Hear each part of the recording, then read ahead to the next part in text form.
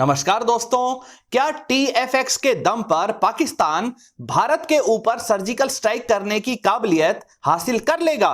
क्या S-400 भारत आने से पहले ही इसका तोड़ पाकिस्तान के पास मौजूद रहेगा? कैसे अमेरिका की सहायता से ही चुपचाप तरीके से टर्की स्टेल्थी फाइटर जेट को डिजाइन कर पाया? ये सारी डिटेल्स जानेंगे इस वीडियो में। नमस्कार दोस्तों, मेरा नाम है अमित और मैं स्वागत करता हूं आपका अमित अपडेट्स चैनल पर। तो चलिए दोस्तों शुरू करते हैं। एक सवाल बार बार सामने आ रहा है कि क्या भारत स्टेल्थी फाइटर जेट के मामले में पाकिस्तान और चाइना से पिछड़ता जा रहा है? चाइना के पास तो पहले से ही J-20 व J-31 के रूप में 5th जनरेशन के स्टेल्थी फाइटर जेट्स मौजूद हैं। क्या अब पाकिस्तान भी भारत से पहले 5th जनरेशन के फाइटर जेट्स को हासिल कर लेगा? अगर ऐसा होता है तो फिर भारत आवश्यकता पड़ने पर भी पाकिस्तान के ऊपर अटैक नहीं कर पाएगा, बल्कि पाकिस्तान ही भारत के ऊपर सर्जिकल स्ट्राइक करने की काबिलियत हासिल कर लेगा। भारत के ऑप्शंस की बात करें तो या तो हम रशिया से Su-57 ले सकते हैं या अमेरिका से F-35 की डील की जा सकती है। रशियन Su-57 ज्यादा स्टेल्थी नहीं है, इसका रडार क्रॉस सेक्शन भी F-35 के मुकाबले काफी ज्यादा है। इसका नया इंजन आइडियली 30 अभी पूरी तरह से तैयार नहीं है। साथ ही रशिया ट्रांसफर ऑफ टेक्नोलॉजी के लिए मना कर रहा है। इन्हीं वजह से Su-57 को इंडियन एयरफोर्स नहीं लेना चाहती है। रही बात F-35 की, तो ना तो भारत ने अमेरिका से F-35 मांगा है और ना ही अमेरिका ने इसे भारत को ऑफर किया है। अगर F-35 की डील हो भी जाती है तो भी कई देशों के बाद वेटिंग लाइन में होने के कारण F-35 लगभग 5 या 6 वर्ष बाद ही भारत को मिल पाएगा। इसीलिए भारत खुद का ट्विन इंजन स्टेल्थी 5.5 जनरेशन का एमका फाइटर जेट बना रहा है, जो 2026 तक अपनी पहली उड़ान भर सकेगा। वहीं दूसरी तरफ पाकिस्तान के ऑप्शंस की बात करें तो उनके पास चाइनीज J-20 या J-31 लेने का ऑप्शन है। स्वदेशी तौर पर प्रोजेक्ट अज्म के रूप में पाकिस्तान भी स्टेल्थी फाइटर जेट बनाने की कोशिश कर रहा है, लेकिन खराब इकोनॉमी के कारण इसके रिसर्च एंड डेवलपमेंट में होने वाले इन्वेस्टमेंट के लिए पैसे उपलब्ध नहीं हो रहे हैं। दोस्तों, इन्वेस्टमेंट की बात करें तो मैं आपको एक अच्छा तरीका बताता हूं।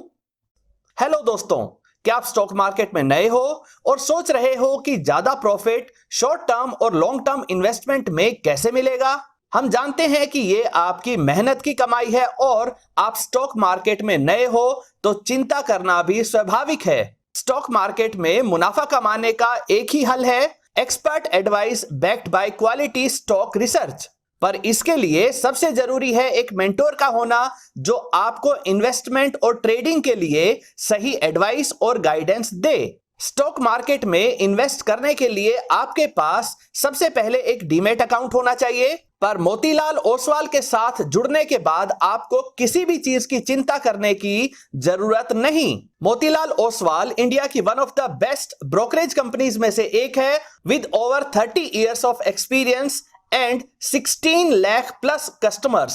सबसे इंटरेस्टिंग बात यह है कि यहां पर 0 मेंटेनेंस चार्जेस हैं। डीमैट अकाउंट खोलने के लिए आपको pan card, Aadhaar card and bank proof लगेगा। मोतीलाल ओसवाल आपको एक पर्सनल स्टॉक एडवाइजर देता है जो आपको बताता है कि कब कौन सा स्टॉक खरीदना या बेचना चाहिए। इसके साथ आपको आपके मोबाइल पर रियल टाइम स्टॉक रिकमेंडेशंस भी आएंगे मोतीलाल ओसवाल के ऐप पर, जो बिल्कुल फ्री है। जैसे ही आप मोतीलाल ओसवाल पर अपना अकाउंट खोलते हैं, आपको एक वेलकम बास्केट दिया जाएगा वर्थ ₹25,000, जिसमें आप उनके AI बेस्ड टूल्स भी यूज कर पाएंगे। साथ में आपको ₹3,000 के डिस्काउंट कूपन्स और ₹1,000 ब्रोकरेज का कैशबैक भी मिलेगा। आप अपने मोबाइल ऐप या फोन कॉल के द्वारा भी इन्वेस्ट कर सकते हैं।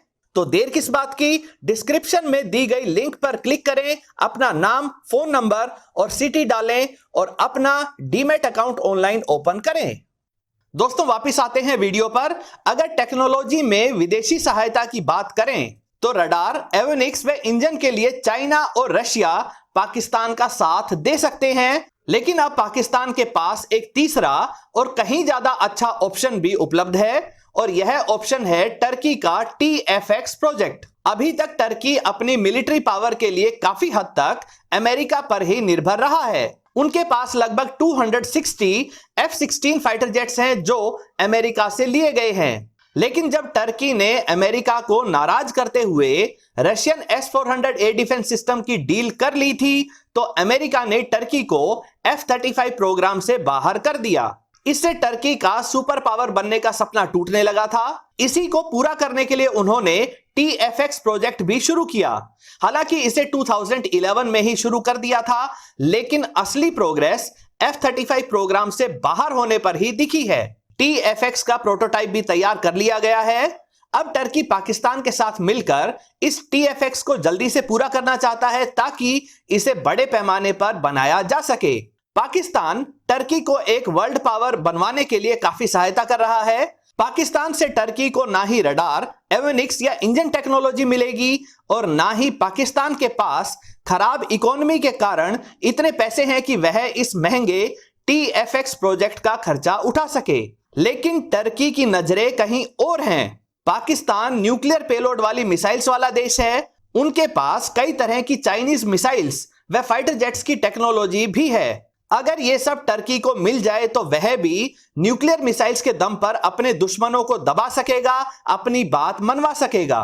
बदले में पाकिस्तान को सस्ती दर पर TFX जैसा twin engine stealthy fighter jet मिल सकेगा, जिससे वह इंडियन एयरफोर्स को दबाव में ला सकेगा। भारत के ऊपर ही सर्जिकल स्ट्राइक करने की काबिलियत हासिल कर लेगा। यानी पाकिस्तान व टर्की दोनों को इस TFX प्रोजेक्ट से फायदा होगा। Anti ballistic missile defence system यानी कि लॉन्ग रेंज के एयर डिफेंस सिस्टम को बनाने में भी टर्की और पाकिस्तान आपस में सहयोग करेंगे। भारत भी रशिया से S-400 एयर डिफेंस सिस्टम ले रहा है। यही एयर डिफेंस सिस्टम टर्की के पास भी है और टर्की पाकिस्तान का खास मित्र देश है। यानी पाकिस्तान टर्की की सहायता से S-400 की ट्रैकिंग टेक्नोलॉजी, इसके सेंसर्स की परफॉर्मेंस जान सकेगा। साथ ही इससे अपने फाइटर जेट्स को बचाने के लिए बेहतर स्ट्रेटेजी बना सकेगा। दोस्तों, TFX कैसा रहने वाला है और इसकी काबिलियत कैसी रहेगी, यह भी जान लेते हैं। पहले यह समझते हैं कि टर्की इसे बनाने में सफल कैसे हो रहा है।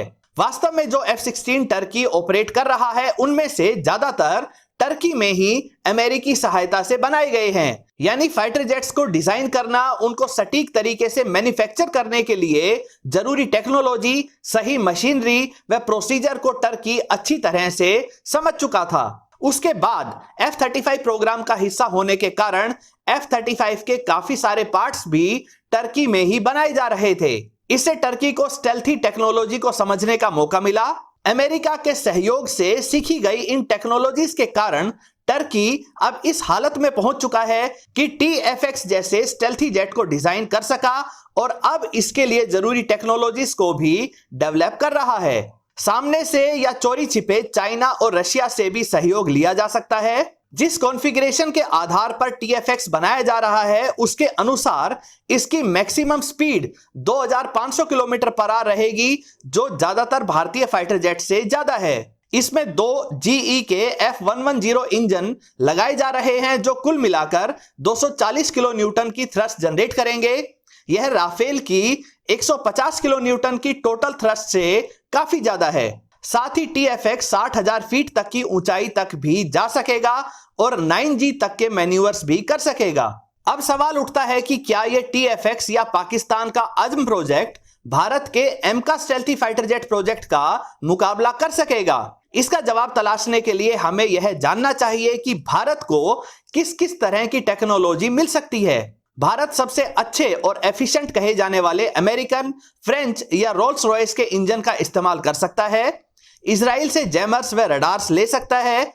MBDA से मीटियोर जैसी लॉन्ग रेंज की बेस्ट BVR मिसाइल्स भी ले सकता है। ऐसा नहीं है कि भारत इन टेक्नोलॉजीज को तैयार नहीं कर रहा है।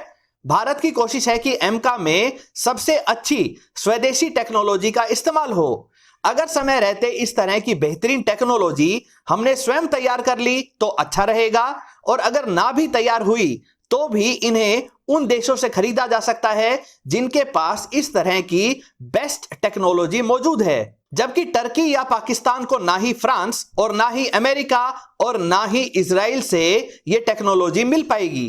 वैसे भी Bharat radar, avionics, jammers, BVR missiles आदि पहले से ही तैयार कर चुका है और इनका इस्तेमाल तेजस 1A और नए बनने वाले तेजस MK2 में हो रहा है। उत्तम ASA रडार तैयार हो चुका है। लॉन्ग रेंज का infrared search and track system भी तैयार है। 110 किलोमीटर की अस्त्रा 1, 180 किलोमीटर की अस्त्रा 2 बीवीआर मिसाइल्स भी बन चुकी है। पिछले दिनों भारत ने solid fuel ducted ramjet technology की भी सफलता के साथ टेस्टिंग की है। इसी टेक्नोलॉजी पर मीटियोर बीवीआर मिसाइल्स बनी हुई है, यानी जल्दी ही स्वदेशी मीटियोर जैसी लॉन्ग रेंज की बीवीआर मिसाइल इंडियन एयरफोर्स के फाइटर जेट्स में लगने वाली है। यानी कुल मिलाकर हम कह सकते हैं कि भारत का एमका टर्की और पाकिस्तान के TFX या चाइना के J-20 और J-31 से कहीं बेहतर रहने वाला है। जरूरत सिर्फ इस प्रोजेक्ट को और तेजी से पूरा करने की है ताकि इंडियन एयरफोर्स के पास अभी जो एज मौजूद है वो बना रह सके। दोस्तों, उम्मीद करता हूं ये वीडियो आपको पसंद आई होगी। अगर ये वीडियो आपको अच्छी लगे तो इसे लाइक करें, दोस्तों के साथ शेयर करें और चैनल को सब्सक्राइब करना ना भूलें। नमस्कार।